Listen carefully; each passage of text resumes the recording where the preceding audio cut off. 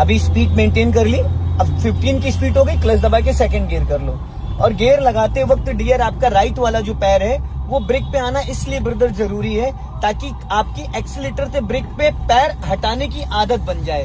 हमें एक्सीलेटर से ब्रेक लेने की जरूरत नहीं होती है, लेकिन न्यू विगनर्स के साथ क्या होता है, वो हमेशा एक्सीलेटर पे पैर रखे रहते हैं और बिना बात के ब्रेक की जगह एक्सीलेटर की आदत बन जाती है और फिर अचानक हमें जरूरत होती है ब्रेक की और हम दबा देते हैं एक्सीलेटर। तो जब आप गियर चेंज करो, जब भी आप क्लच की कोई भी एक्टिविटी करते हैं, चाहे इंजन को फ्री करते हैं, चाहे गाड़ी को रोकते हैं, चाहे आप कार को स्टॉप करते हैं या आप टर्न करते हैं, तो आपका राइट वाला पैर फाइनली ब्रेक पे आ जाना चाहिए। ठीक है, क्लियर है? अभी आप थर्ड गियर में चल रहे हो।